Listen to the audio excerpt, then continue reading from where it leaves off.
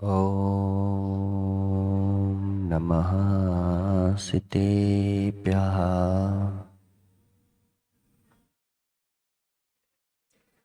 प्रधस्तिघाति कर्माणां केवलज्ञानभास्करा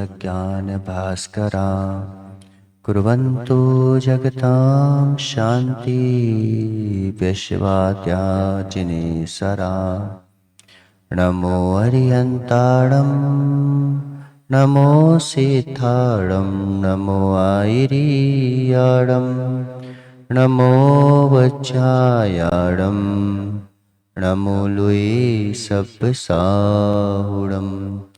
पंच परमेष्टि भगवान की, 1000 आदिनाथ भगवान की, आचार्य भगवान गणाचार्य विराग सागर जी महाराज की, आचार्य भगवान गुरुवर विशुद्ध सागर जी महाराज की, 3 9 कोटि मुनिराजों की।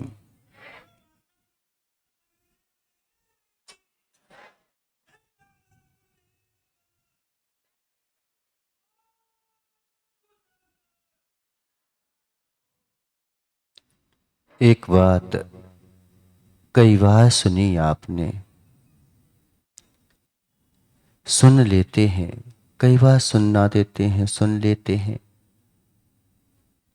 सही भी सुन लेते हैं, सही भी समझ लेते हैं, लेकिन फिर भी जो है हम उसी उलझ फून में लगे रहते हैं।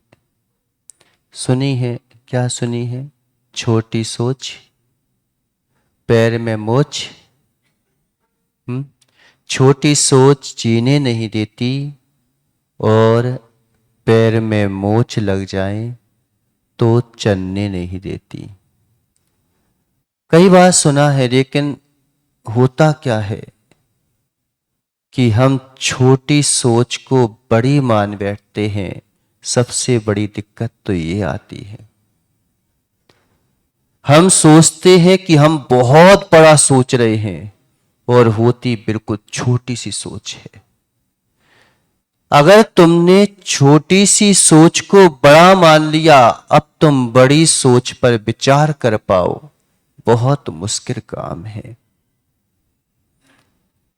नहीं तो बड़ी सोच तो कितने भी कर्मों का उदय आ जाए, कितने भी चूहे विपरीत परिस्थितियां बन जाए, कितने भी चूहे विपरीत आक्रमण हो जाए, तो भी आदमी को दुखी नहीं कर सकती। लेकिन अगर हमने छोटी सोच को बड़ी मान लिया, अरे महाराज हम बहुत बड़ी सोच रखते हैं, बाहरी प्रपंच के बारे में हम बड़ी सोच रखते हैं, लेकिन अंतरंग की विशुद्धि के बारे में हम बड़ी सोच नहीं रखते। और बड़ी बाहरी प्रपंच के बारे में तुम कितना भी बड़ा सोच लो, कितना भी बड़ा सोच लो, लेकिन तुम छोटे ही होते चले जाते हो। कई बार ऐसा होता है कि एक जन पूछा हमसे कि महाराज हम भाई भाई हैं, हिस्सा बांट कैसा होना चाहिए?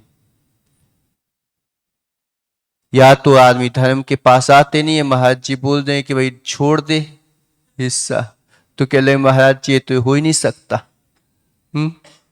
तो कह ले कि उनके पास जाओ तो वो उल्टी सोच दे देंगे, मेरे को समझ में नहीं आता उनकी बातें, हवा की बातें होती हैं सब। ऐसे स्थान पर ले जाते हैं, बड़ा अगम्य है उस ओर जा पाना। लेकिन एक बात सोचो कि कोई कितना भी बड़ा हो जाता है, सब कुछ भी ले लेता है, तो संतुष्ट हो पाया क्या? नहीं हो पाया। ये नहीं बोल रहे हैं कि तुम हिंसा बांट करो तो एकदम से सब कुछ छोड़ दो, और ये भी नहीं बोल रहा हूं कि तुम लड़ झगड़ के ले लो। हिस्सा बांट करो, इसमें प्रॉब्लम नहीं है। अगर अच्छा हो कि बराबर हो जाए, लेकिन कभी कोई चीज बराबर हो ही नहीं सकती। तुम ये सोचो कि हे भगवान, तू उसी को, भरत को ही चक्रवर्ती पद देता है, मेरे को क्यों नहीं देता? कैपेसिटी है तुम्हारे पास चक्रवर्ती पद को संभालने की। प्रकृति आपको बह नहीं देती जो आपकी इच्छा है। प्रकृति आपको बह नहीं देती जो आपकी चाहत है, जो आपकी कामना है। प्रकृति आपको बह देती है जो आपकी कैपेसिटी है, जो आपकी योग्यता है। अगर उस योग्यता को हमने बढ़ा लिया तो सारी की सारी पृथ्वी तुम्हारी हाथ में आ जाएगी। और अगर हमने उस योग्यता को नहीं बढ़ा पाए, तुम कितना भी लड़ लेना, झगड़ लेना, दिमाग टेंशन में पड़ता रहेगा, दिमाग घुटता रहेगा, लेकिन कभी जो है तुम अच्छा सोच ही नहीं पाओगे। क्या करें? हम सोच भी उन्हीं के पास लेके जाते हैं ना जो संघर्षमय जीवन जीते हैं। हम अपनी सोच को श्रेष्ठ लोगों के प्रति ले ही नहीं जाते। श्रेष्ठ लोगों के प्रति जिनका भाव समर्पित भाव है, उनके विचार जो है हमेशा उत्तम होते हैं, उनके कार्य हमेशा उत्तम होते हैं। और जिनके संघर्ष में जीवन जीना है, उनकी जो है भावनाएं हीन बनी रहती हैं, उनके कार्य भी हीन बने रहते हैं। वे बेचारे करें तो करें क्या? मात्र 5 पाप, 5 संज्ञाओं के ऊपर ही नहीं उठ पाते कि इनके ऊपर भी कोई जीवन है। हमें लगता है कि प्रवचन सभा में इतनी देर बैठते हैं, क्या मिलता है? कमाते, कई लोग कहते हैं घर में इसीलिए बैठे होंगे, भले ही कमाने जाए चाहे नहीं जाए, लेकिन क्या करेंगे महाराज के पास जाके? अरे आराम से चाय पियो। कई लोग इसी समय पेपर पढ़ रहे होंगे, कहां पे क्या हो गया, कौन सा राष्ट्रपति मेरे को क्या कर रहा है, कैसा कर रहा है, अमेरिका ने हमारे साथ क्या किया, हमने उसके साथ क्या किया। अपनी सोच को हम विकृत कर लेते हैं। ठीक है, दिन भर नहीं चल सकते हम उससे बिना, लेकिन कम से कम 1 घंटे अभ्यास डालने का विचार तो कर लें। एक बार अगर व्यक्ति प्रभु के औरे में चला जाता है, प्रभु के समोसरण में चला जाता है, जन्मजात विरोधी जीव, एक पद्म पुराण में प्रकरण आता है कि भगवान के समोसरण में कई भवों से बैर भाव चरा आ रहा था। किसके पीछे बैर भाव होता है? इसने मेरा ले लिया, उसने मेरा ले लिया, उसने मेरे को इतना कम दिया, उसने मेरे को इतना ज्यादा दे दिया। अरे भाई, तुम सोचो तो सही। कई लोग ऐसे हैं जो इनके पास अरबों खरबों की प्रॉपर्टी है, लेकिन हिस्सा नहीं हो पा रहा है, भीख जैसी मांग रहे हैं। क्यों? क्योंकि ये प्रॉपर्टी, अब प्रॉपर्टी है सामने, सब कुछ है, इतनी ये वाली हिस्सा चाहिए मेरे को, ये वाला हिस्सा नहीं चाहिए, इतना चाहिए उतना नहीं चाहिए, हमने किया है तुमने नहीं किया। ये छोटी छोटी बातें तुम उस गरीब से पूछो जिसके हाथ ही नहीं है, जिसके पैर ही नहीं है, और देने की भी बात करो ना कई बार, तो निश्चित मानो संतोष भैया, तुम्हारे किधर एक नेता आ जाए, हम कितनी भी कोशिश कर लें कि गरीबों की सहायता कर दें, लेकिन वो गरीब हुआ क्यों? पहले ये देखो ना। ठीक है, हम ये नहीं बोले कि सहायता नहीं करना, लेकिन हम भी बोल देंगे ना। हम कई बार देखा कि बोल देते हैं कि इस बेटे को जो है तुम कर देना, लेकिन हम बोल दें किसी को भी, तुम ऐसी नौकरी पे रख लोगे क्या? हम्म? उसको देखोगे, योग्यता देखोगे, कहीं मेरी फैक्ट्री तो बंद ना हो जाए। महाराज के कहने पर भी तुम उसको वैसे ही रखते हो। क्यों रखते हो? इतना विश्वास नहीं है क्या महाराज ने भेजा है, अच्छा दे दें हम? नहीं है विश्वास। कई स्कूल कॉलेजों में अपने आप कंपनियां उठा के ले जाती हैं बच्चों को, और कई लोग जो है पढ़ने लिखने के बावजूद भी बेई के बेई बने रहते हैं। अब इस चीज में हीन भावना बना लो या उच्च भावना बना लो, सोचना तो हमें वैसा ही पड़ेगा। जब वैसा सोचोगे तब तुम सक्षम हो पाओगे, जब तुम्हारी योग्यताएं बढ़ पाएंगी। आपके घर में अगर दो बेटियां हैं, बहनें हैं, बताओ, एक जो है बड़े खानदान में ब्याही है, एक छोटे खानदान में ब्याही है, कितना टीका तुम ज्यादा करोगे? हम बोल भी दें कि भाई ये गरीब है दे दो, तो भी तुम्हारे भाव नहीं बन रहे हैं, तो नहीं बन रहे हैं। क्यों नहीं बन रहे हैं ऐसे भाव? और वो सोचे कि ऐसे देखो तो सही, उनके साथ चले आते हैं, लेकिन वो नहीं करते। क्यों नहीं करता? क्यों नहीं करने के भाव हो रहे हैं? इसके पीछे रीजन देखो ना, कारण देखो ना। हम हर चीज का रिसर्च करते हैं कि अगर इस दवाई में ये मिला देंगे तो ये ऐसा हो जाएगा, इस दवाई में हम ये कर देंगे तो ऐसा हो जाएगा। लेकिन चक्रवर्ती के घर में 14 रत्न, 9 निधि, चक्र रत्न प्राप्त हो गया। किसी के घर गया था क्या कि भाई मेरे को दे दो? क्यों नहीं हो पाता? उसके पीछे रीजन होना चाहिए, कुछ ना कुछ कारण होना चाहिए। अभी सुन रही थी ना कि मुनिराज को श्रद्धालु नहीं था क्या कपिल ब्राह्मण? नहीं तो बाद में भी नहीं जाता श्रद्धालु नहीं होता तो।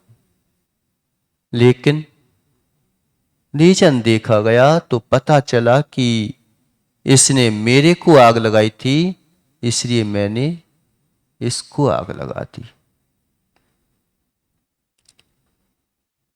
अब आ गया कर्म सिद्धांत कि मेरा ही किया हुआ है तो मुझे ही भोगना पड़ेगा।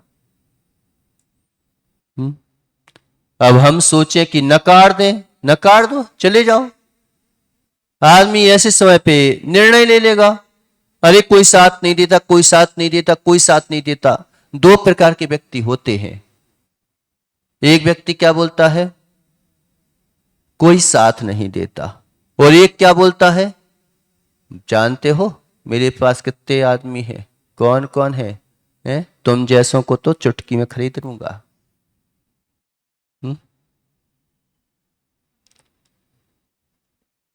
अब बताओ कि कोई साथ नहीं देता कब कहते हो तुम?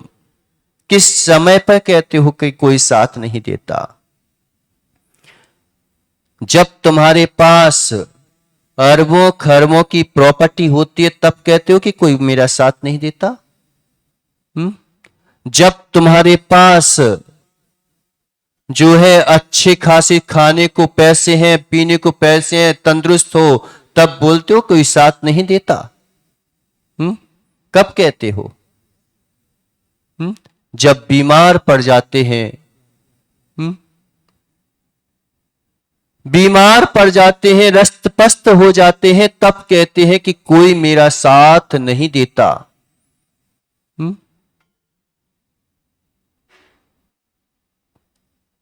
तब कहते हैं हम साथ नहीं देता। उस समय कह देते कि चलो भाई आज खाने पीने को है, महाराज के दर्शन कर आए, थोड़ा सा छोड़ आए। अदुख भावितम ज्ञानम क्षीयन्ते दुख सन्निधौ तस्मात् यथा वरम तस्मात् भावेन मुनि। सुख में भावित ज्ञान दुख के आने पर क्षीण हो जाता है, इसलिए पहले से ही दुख से इतने भावित रहो, इतने भावित रहो कि कितना भी कष्ट आ जाए फिर हमें पीड़ा ना होने पाए। दुख से भावित रहो, प्रकृति का नियम है, नियति है ये कि प्रकृति जिसे दुख देती है सुख भी उसी को प्राप्त होता है। कोई अलग से सुखी होता ही नहीं है। ये प्रकृति का नियम है कि जिसको दुख देगी उसी को सुख देगी। वो जितना ज्यादा दुख देगी उतना ज्यादा सुख देगी। आप देखो कि कांटों के बीच में ही फूल खिलते हैं। अब कोई कहे अरे इतने सारे कांटे हैं, इतने सारे कांटे हैं, एक फूल बस। तुम्हें फूल देखना है तो फूल देख लो, कांटे देखना है तो कांटे देख लो, मिट्टी देखना है तो मिट्टी देख लो। क्या देखना है तुमको? इतने सारे कांटे, एक फूल बस।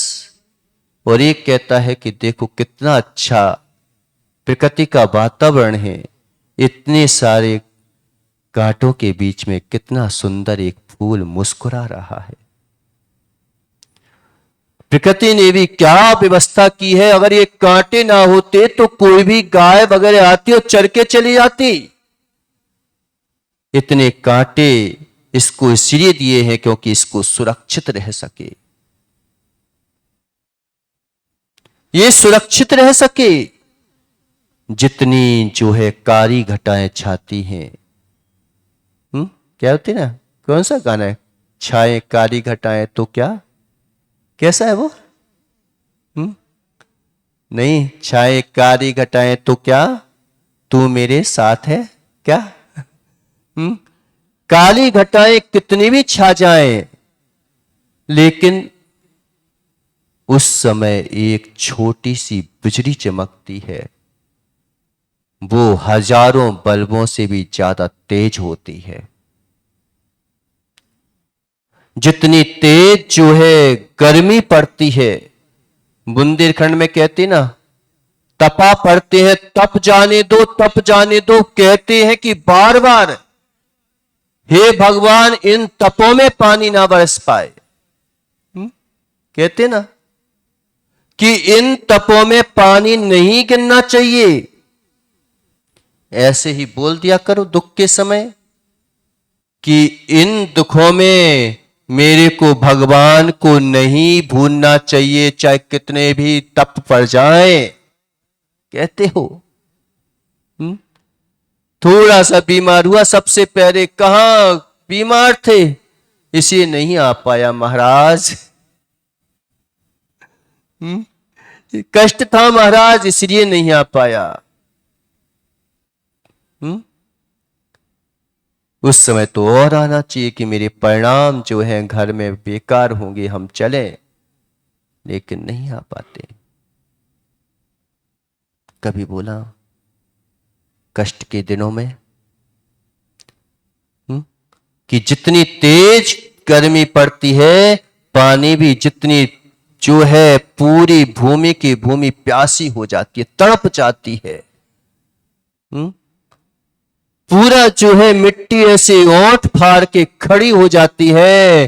तब बादल भी कहते हैं कि अब तेरे को जो है मैं इतना तृप्त करूंगा, इतना तृप्त करूंगा कि तेरी तृप्ति को कोई मिटा नहीं पाएगा। लेकिन अब पानी बरस जाए, मिट्टी गिरी हो, फिर क्या कहते हैं, हे भगवान रोक दे, अब तो कम कर। सोच विचार होना चाहिए, छोटी सोच नहीं होना चाहिए। लेकिन हमने क्या समझ लिया कि छोटी सोचों को बहुत बड़ी मान रखा है। कोई साथ नहीं देता, कोई साथ नहीं देता, क्यों? क्या नाम है? संदीप, हर्षु के पापा। कोई साथ नहीं देता। कष्ट के दिनों में हम ये बोलते हैं कि कोई साथ नहीं देता और साथ देने लगी। अच्छा एक बात बताओ, कल्पना करो तुम, समय हो गया, कि साथ नहीं देता। ऐसे में आप सोचो कि जब आप बीमार पड़े हो, आपके बेटे आपका साथ दें, यही सोचते हो ना? आपकी पत्नी आपका साथ दे। इसका साथ का मतलब क्या होता है? जैसे हम हैं वैसे तुम हो जाओ। साथ का मतलब तो ये होता ना, अरे यार तू लड्डू खा रहा है, मेरे को क्या है, तू जो है मूंग की दाल का पानी पिला रहा है। अब बताओ, साथ का मतलब ये तुम अपने जो है परिवार को बीमार करना चाहते हो क्या? तो अपने परिवार में जो है रोग पैदा करना चाहते हो क्या? कोरोना में देखते कि साथ नहीं देता, साथ नहीं देता, साथ देने चले जाते।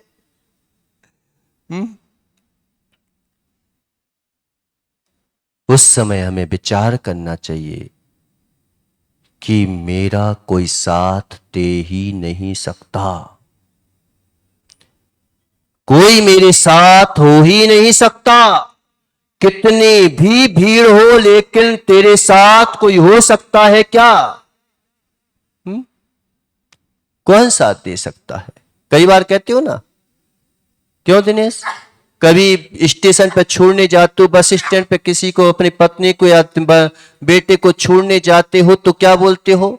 घर में आके पत्नी बोलती है कि बेटे को छोड़ आए, तो क्या बोलती है पत्नी तुम? कि छोड़ के आ गया लेकिन वो अकेला था। पूरी बस भरी थी लेकिन वो अकेला था। पूरी ट्रेन भरी थी लेकिन वो अकेला था। पूरी सभा थी लेकिन मैं अकेला ही हूं बोलने वाला। अकेला ही था। ये सोच बन जाए कि मैं अकेला ही रहूंगा, जो करूंगा मैं अकेला ही करूंगा, जो भरूंगा मैं अकेला ही भरूंगा। तो निश्चित मानो उसी दिन तुम्हारे अंतरंग में कई शक्तियों का प्रादुर्भाव हो जाएगा। बीमारियों में भी तुम शेर की तरह टहारने लगोगी। दो ही तो सोच रहती है, कोई मेरा साथ नहीं देता, मेरे बहुत साथ है। जानते हो कितने साथ हैं? उस समय सोचो कि कोई मेरे साथ हो ही नहीं सकता। कितना भी कोई परिवार का हो, चाहे पत्नी हो, चाहे कोई भी हो, कोई मेरे साथ हो ही नहीं सकता। ये सोच अगर हम बनाएंगे तब तुम्हारी विशाल सोच हो पाएगी। और अगर हम ये सोचने लगे कि इससे तो मेरे को हिस्सा चाहिए, मेरे को उससे हिस्सा चाहिए, हिस्सा मांगने के बावजूद भी सुख शांति नहीं मिल पाएगी। और हिस्सा नहीं मांगने के बावजूद भी दो शब्द प्रेम के बोल दी जाएं तो शांति मिल जाएगी। तो हम उस सोच को बनाने की प्रैक्टिस करें। इन्हीं मंगल भावनाओं के साथ पूरी आदिनाथ भगवान की